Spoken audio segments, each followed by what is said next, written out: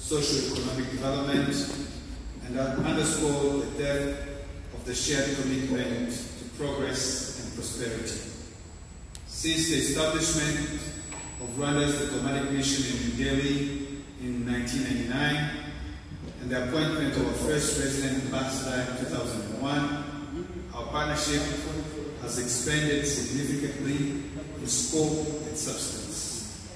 High-level visits, including those of His Excellency, the President of Rwanda in 2017, and the Honorable Prime Minister of India in 2018, have further cemented the relationship, leading impactful collaboration in critical sectors. India remains one of Rwanda's and most significant investors, contributing substantially to key areas such as agriculture, healthcare, telecommunications,